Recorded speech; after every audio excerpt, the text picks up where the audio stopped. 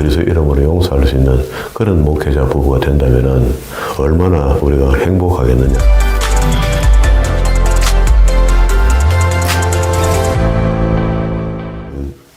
오늘도 하나님께서 저와 여러분들이 주신 말씀은 빌레몬서 1장 1절 이하의 말씀을 통하여 바울이 보낸 개인 편지를 보라 하신다는 말씀의 제목으로 하나님의 말씀이 선포될 때에 하나님의 목적, 하나님의 계획, 하나님의 뜻이 잘 들려져서 그 말씀에 순종할 때에 주시는 참복을 마음껏 누리시는 저와 여러분 되기를 주의 이름으로 축원합니다.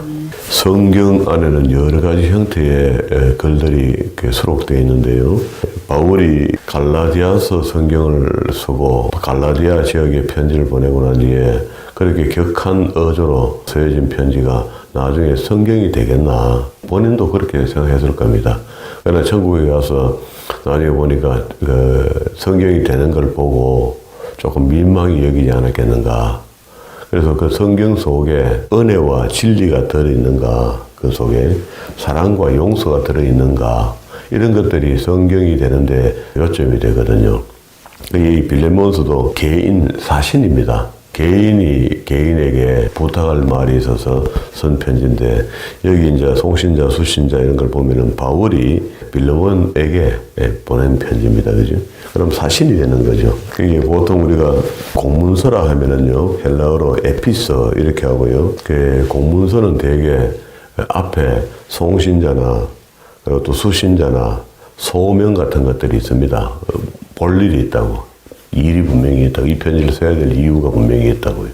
그렇다고 본다면 우리가 보는 모든 성경들, 서신서들은 보면은, 보내는 사람과 받는 사람과 그리고 또 이런 일들을 행하도록 하라 하고 소명을 설명하거든요. 그렇다고 본다면은 에피서 이렇게 해서 공문이 되는 것이고, 리터 이렇게 하면은요, 일반 편지가 됩니다.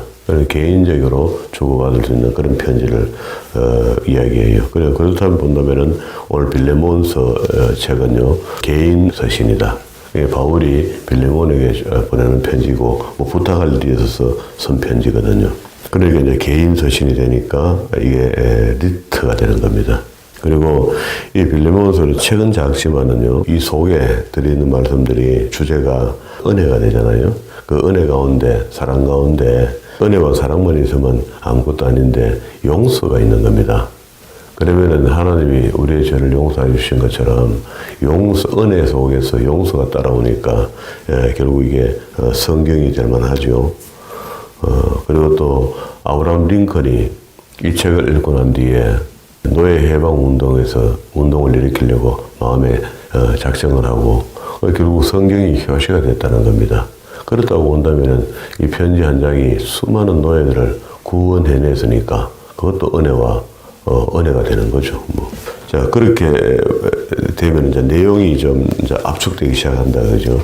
1절에서 25절까지 있지만 안에 바울이 감사하는 기도가 있고, 지난번 골로새서 끝에 가 있길래 있었던 이야기 있잖아요. 골로새서 끝에 한번 봅시다. 지난 저녁에 성경 말했던 골로새서 끝에 4장 15절과 18절이 이제 바울이 마지막 부탁하는 그런 글인데요. 라오디게에 있는 형제들과 num바와 그 여자의 집에 있는 교회에게 문안하고, 이 편지를 너희에게서 읽은 후에 라오디게의 교회에서도 읽게 하고, 또 라오디게에서 오는 편지 너희도 읽어라. 아기뽀에게 이르기를 주 안에서 받은 직분을 삼가 이루라고 하라. 아기뽀 하는 이 친구가 그의 빌레몬의 아들입니다. 그러니까 이제 이 편지가 바울이 사도행전 28장 안에 28장에서 새 집에 거하는 동안에 2년을 거하는 동안에 거기서 각 교회에 보낸 편지거든요. 그러니까 이제 앞에 우리가 에베소서, 골로새서 이렇게 해서 에베소서는 몸된 그리스도, 골로새서는 머리 대신 그리스도 이렇게 짝을 이룬다 그랬잖아요. 이 두 권의 책이 교리 서신으로 그 당시에 에베소 지역에 보내져서 혈안 문서로 공부하게 되었고요. 그리고 이제 뒤에 봐야 될 책이 빌립보서도 그렇습니다. 빌립보서도 교회에 필요한 내용을 기록해놨어요. 해놨는데 이 네 권의 책이 같이 기록됐다 그랬잖아요. 그래서 오늘 짧은 책 빌레몬서를 먼저 보게 되는데요. 빌레몬이 있는 지역도 역시 에베소 지역입니다. 그러니까 그때 당시에 보내졌던 편지가 교회에서 회람못으로 다 읽혀지는 가운데 빌레몬스도 한 건 같이 보내신 겁니다. 그래서 보낼 때에 두기고만 보낸 게 아니고 오네시모도 같이 갔는데 이 오네시모가 빌레몬의 집에서 종으로 일을 하다가 노예죠. 그 당시 노예 제도가 될 때니까 거기서 일하다가 빌레몬의 집에 있는 돈을 좀 들고 도망을 가는 것 같아요. 어떻게 가다가 보니까 로마까지 갔는데 그 감옥에 있는 바울을 만나게 됩니다. 만나게 돼서 바울이 오네시모를 교육하게 되고 나중에 오네시모가 목사님이 돼요. 자, 그런 어떤 그 당시에 시대의 이렇게 어려운 부분들이 배경에 깔려 있고 그러는 가운데 바울이 오네시모를 제자로 로마에서 감옥에서 삼았지만은 이 이야기를 가만히 들어보니까 에베소에서 왔다고 그리고 보니까 빌레몬을 이야기하는 거라. 그럼 빌레몬이 내 제자인데 그 집에 종으로 있었단 말이가 노예로 있었단 말인가. 그 오네시모가 맞다는 거라. 그렇게 해서 이제 편지를 쓰기도 하고요. 직접 사람은 안 보내도 될 것 같은데 바울이 하여튼 그렇게 여무지게 합니다. 모든 일을 임의적으로 하지 않고 좀 바르게 하는 그런 게 있어요. 바울의 성품이 잘 나타나는 거죠. 이게 그리스도 예수를 위하여 갇힌 자 된 바울은 및 디모데는 우리의 사랑받는 자요 동역자인 빌레몬과 및 자매 아비아, 이 빌레몬의 사모님이 아비아입니다. 및 우리와 함께 군사된 아기뽀와, 이 아기뽀도 역시 빌레몬의 아들인데 바울에게 성경을 배워서 교육자로 일을 하다가 잠시 쉬고 있는데 쉬지 말고 일하라. 지난 시간에 그렇게 이야기를 했죠. 내 집에 있는 교회에게 편지하노니 하나님 우리 아버지와 주 예수 그리스도를 쫓아 은혜와 평강이 너에게 있을지어다. 내가 항상 내 하나님께 감사하고 기도할 때에 너를 말하면 너는 이제 빌레몬이 됩니다. 주 예수와 및 모든 성도에게 대한 내 사랑과 믿음이 있음을 들었음이니 이로써 내 믿음의 교제가 우리 가운데 있는 선을 알게 하고 그리스도께서 미치도록 역사하느니라. 형제여 성도들의 마음이 너로 말미암아 평안함을 얻었으니 내가 너의 사랑으로 많은 기쁨과 위로를 얻노라. 그러니까 이제 이 편지 서두에 사실은 우리가 편지를 다 읽어봤으니까 내용을 알죠. 오네시모를 데리고 가서 두기고가 이 편지를 함께 읽는 장본인 편지를 받아야 될 사람 빌레몬이 이 편지를 읽고 오네시모에 대한 용서를 해줘야 되는 그런 상황입니다.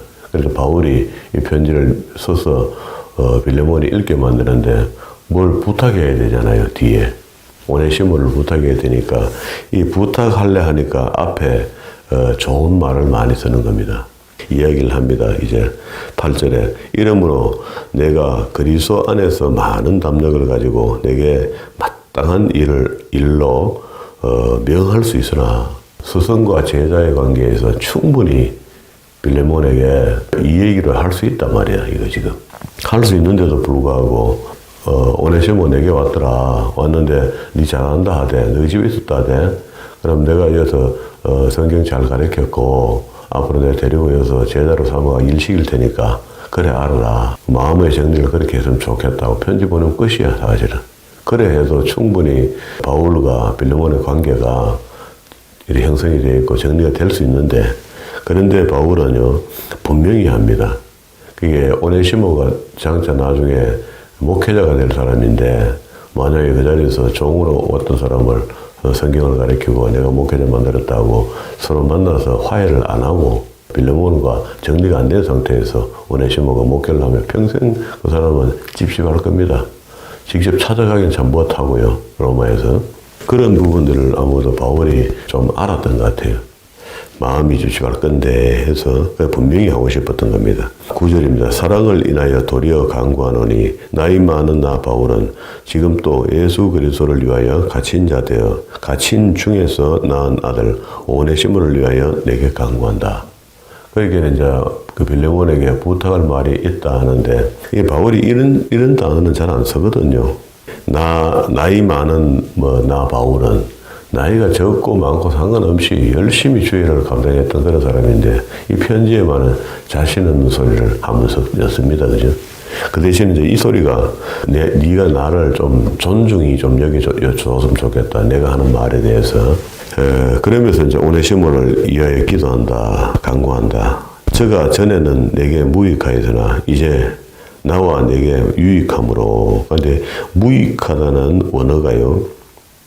에클레스토. 무익하다. 필요 없다 이런 말이겠죠.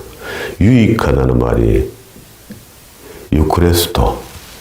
그렇게 전에는 니한테 그 종으로 해서 그 별 볼일 없는 그런 오네시모였지만 내가 만난 로마에서 만난 오네시모는 설만한 사람이었고 유익한 사람이다.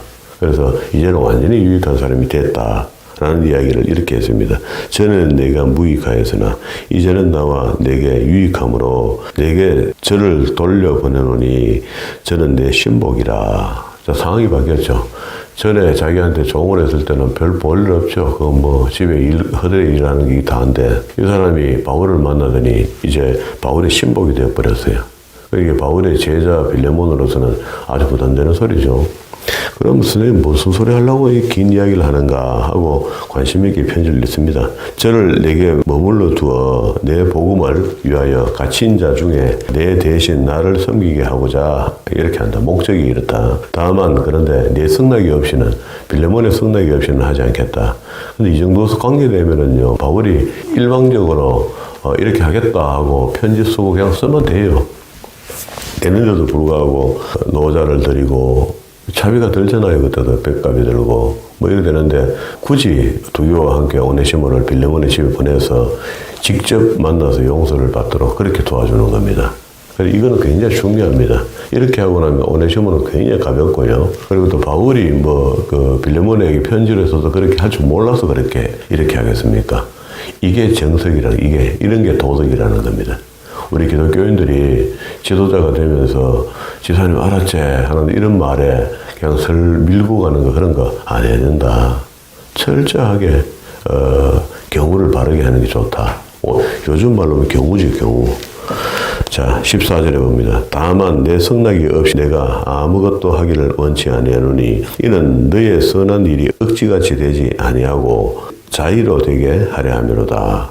저가 잠시 떠나게 된 것은 이를 인하여 저를 영원히 두게 함이니 근데 그렇게 거기서 도망 나오는 것 때문에 영원히 하나님의 종으로 일할 수 있도록 이런 말입니다. 이제 이후로는 종과 같이 아니하고 여기는 이제 노예같이 아니하고 이 말입니다. 아니하고 종에서 뛰어나 곧 사랑받는 형제로 둘지니라.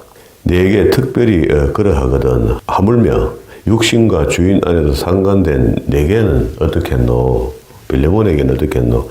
그러므로 내가 나를 동무로 알진대 저를 영접하기를 내게 하듯 하고 그렇게 이제 바울이 동무가 아니죠. 스승님으로 생각하죠. 말씀을 배웠으니까. 그렇게 하듯 하는데 말을 굉장히 격하시게 해서 합니다. 형제처럼 동무처럼 이런 표현을 해서 제가 만일 내게 불의를 하였거나 내게 진 것이 있거든 이미 오네시모가 이야기를 했겠죠. 어느 정도 돈을 갖고 나왔다 도망갔다 이렇게 했는데 거기에 대해서 그 금액이 귀중을 이야기하는 것이 아니고 그 당연히 도망 나오는데 비주목으로 나올 수 있나? 좀 가지고 나왔는데 바울이 로마에서 만났을 때 오네시모가 이런저런 고백을 다 했겠죠. 신앙생활을 하면서. 그러게 이제 그 오네시모에게 그걸 직접 갚아줘 버리고 간단한데 그 바울이 그런 행편이 되지 못하니까 이런 이야기를 합니다. 혹시 내게 진 것이 있거든 이것을 내게로 회개하라. 계산하라 이 말이죠. 빚을. 나 바울은 친필로 서노니 내가 갚으려니와 너는 이 외에 내 자신으로 내게 빚진 것을 내가 말하지 아니하노라. 바울에게 빌레몬이 빚진 게 있겠습니까? 돈 물질적으로. 그런 게 아니고 복음에 빚진 거죠. 영생을 얻게 도와준 사람이 바울인데 다시 또 다른 사람에게 은혜를 베푸는 것으로 복음을 전하는 것으로 그 바울에게 진 빚을 갚으면 되는데 이번에는 오네시모가 그게 그 빚이 되는 겁니다. 그러면서 바울이 다시 이야기합니다. 20절에 오 형제여 나로 주 안에서 너를 인하여 기쁨을 얻게 하고 지금 기쁨이 하나도 없는 상태로 있죠. 바울은 뭐 기쁘게 살고 있지만 감옥 속에 가신 사람이 뭐 기쁘다 할 수 있겠습니까? 즐거워도 즐겁다 소리 못하죠. 그런데 이야기를 합니다. 기쁨을 얻게 하고 내 마음이 그리스도 안에서 평안하게 좀 해라. 혹시 만약 불편한 일을 만들면은 내가 감옥에서 너 때문에 상당히 불편해질 수 있다. 그리고 오네시모를 똑바로 처리 좀 해줬으면 좋겠다. 그게 이게 이제 바울이 왜 이렇게 신신당부를 하나 하면요. 종교적 윤리적으로도 주인에게 가서 제대로 화목제를 만나서 사화하고 바울에게 돌아와서 바울을 수종드는 종으로 일하면서 나중에 목회가 된단 말입니다. 이렇게 되는 게 이제 원리인데 종으로 있다가 만약에 그 집을 탈출하게 되면은요. 다시 이게 어디 가서 잡혔단 말이야. 잡혀가 다시 그 집으로 돌아오게 되면은 그 주인이 사형에 가까운 벌을 내려야 돼요. 그렇게 하지 않으면은요. 옆집 농장에 있는 주인이 와서 왜 그 노예를 잘 대해주노 하면서 그 옆집 그 농장의 주인이 와서 이 오네시모를 죽여도 아무 말 못해요. 한번 그 집을 떠난 노예에 대해서. 왜 그러냐면 그 일벌백계가 된다는 겁니다. 이 집의 노예들을 어디 가서 봐주고 용서해주고 잘해주고 이렇게 해버리면 이쪽 집에서 노예들이 반란을 하게 되거든요. 이런 이상한 이제 심리적인 관계 때문에 또 조심스럽긴 조심스러운 거라 보내면 잘못하면 지금 오네시모를 잃는 수가 있습니다. 바울이. 그런데도 불구하고 보낸 거죠. 21절 나는 내게 순종함을 확신함으로 내게 썼노니 이 편지를 썼다. 내가 나의 말보다 더 행할 줄 아노라. 오직 너는 나를 위하여 처소를 예비하라. 이거 지금 뭐 협박의 공간입니다. 그죠? 좋은 의미에서. 그렇게 편지도 보내고 신신당부하다가 안 되니까 마지막에 내 처소를 좀 준비해라. 내가 곧 갈 것 같다는 거라. 그럼 바울이 지금 어디 있습니까? 감옥에 있잖아요. 그러니까 감옥에서 나오면은 첫 걸음에 내가 니한테 먼저 달려갈 거다. 이러니까 빌레몬이 부담이 많이 되죠. 그럼 이제 바울이 하는 이야기를 다 안 들어주겠나. 바울도 그런 마음으로 이렇게 하는 거죠. 그래서 내 처소를 예비하라. 너의 기도로 내가 너희에게 나가게 하여 주기를 바라노라. 그리고 23절, 25절은요,까지는 마지막 인사입니다. 그리스도 예수 안에서 나와 함께 갇힌 자, 에바브로와 또한 나의 동역자 마가, 아리스타고, 데마, 누가가 문안하느니라.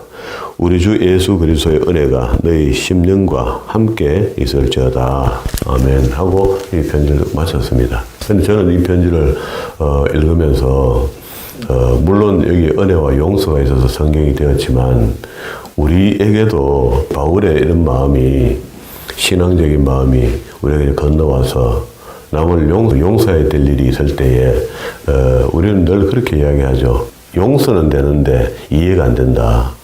그럼 용서 덜 한 거죠, 사실은. 그렇게 이야기를 하면요. 그게 도대체 어떻게 기독교인들에서 나한테 이렇게 할 수 있노? 아니면 성도로서 목사한테 이렇게 할 수 있노? 이렇게 할 수 있죠. 할 수 있다고 봐야 되죠. 그래서 이해가 잘 안 되긴 안 되는데 우리가 용서는 해야 되는 종교니까 용서의 종교니까 용서는 한다 하는데 이해가 안 된다 이렇게 하는데 이제 이런 말씀들을 읽어보면요 이해까지 해야 되는 겁니다. 이해가 안 되는 게 어디 있습니까? 끝까지 이해해야 되는 거죠. 참고 이해하고 그래 좀 단순화시켜서 사는 것이 좋지 않겠는가 이런 생각을 합니다. 물론 우리가 다 사람이 만났다가 결국 끝에 죽음이라는 그 단어 속에서 다 우리가 헤어지게 돼 있죠. 이 만남이. 영원히 뭐 만난다는 건 없잖아요. 그런데 나중에 우리가 죽고 난 뒤에 천국 가보니까 우리 영원히 함께 가야 될 사람이단 말이야. 지금 만나는 사람들도. 그렇게 그 세상 사람들은 만나도 영원히 갈 사람은 아니잖아요. 아무리 친해도. 그런데 여기 우리 교회 속에 들어있는 성도의 교제 속에서 만나는 교우들은 결국 여기서 헤어져도 영원한 천국에서 또 만나게 돼 있잖아요. 영원한 벗이 된단 말이야. 그렇다고 본다면은 우리가 서로 간에 불편한 일이 안 생기도록 혹 또 생겼다면은 서로 은혜 가운데 용서해주고 하나님께서 우리에게 용서하신 것처럼 은혜를 베푸셔서 용서한 것처럼 우리 용서하는 사람이 되면 좋겠다. 이게 하나님께 우리가 용서를 받았잖아요. 왜 원죄 속에 태어난 건 우리가 인정해야 되거든요. 원죄뿐만 아니고 자범죄를 얼마나 우리가 열심히 바르게 산다 해도 자범죄가 가득 있었습니다. 주님 만나기 전에. 그런데 그 주님의 보혈의 피로 자범죄까지 싹 다 소멸시키며 죄 없다 이렇게 했고 앞으로 짓는 죄에 대해서는 매일 조석으로 아침과 저녁에 기도함으로 잘못된 부분들을 회개하고 징집행하는 죄를 짓지 말아야 되죠. 그렇게 해서 우리가 경건한 생활, 거룩한 생활이 이어지고 마지막에 천국에 입성하게 되겠죠. 그 행위로 인해가. 우리가 행위 속에서 잘못하다가 너무 많은 죄를 짓고 거듭 죄를 짓고 하다가 천국 못 가는 수가 있다고 성경은 여러 군데 이야기를 합니다. 그래서 우리가 용서의 하나님을 만나고 내가 죄 용서를 받고도 또 거듭 죄를 지어서 용서가 잘 안 되는 상황까지 갈 수도 있다는 거예요.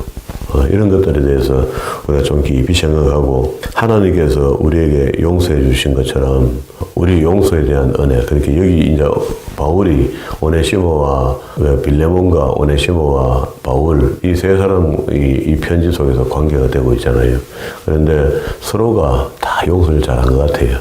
이렇게 잘 안아주고 이해해주고 선생님 나한테 이렇게 면밀하게 편지를 안 써도 될 낀데 빌레몬 입장에서는 감옥에 갇혀있는 스승님께서 나한테 굳이 편지를 쓰고 또 사람을 보내기는 말라고 보냅니까? 불편하실 건데 오네시모 수정도 좀 받고 말이야. 그냥 계속 계시면 되는데 이제 이런 마음일 겁니다. 옆에서 남편이 바울 선생님의 편지를 읽고 있는 중에 어깨 넘어서 지켜보고 있던 부인 있잖아요. 아비야 사모님이 보면서 눈물을 훔치지 않겠습니까? 이런 모습을 보고 있는 두기호도 눈물을 흘리고 오네시모는 뒤에 돌아도 못하고 문지방에 서서 컥컥거리며 또 울지 않겠습니까? 그렇게 또 여기 아기뽀 이 목회자는 그 아들 말입니다. 선생님 말씀대로 내가 목회 다시 하겠습니다 하고 헌해적거리면서 고백하지 않겠습니까? 이 그 정경이 그 가정의 편지 하나 읽으면서 각자의 마음이 하도 복잡할 겁니다.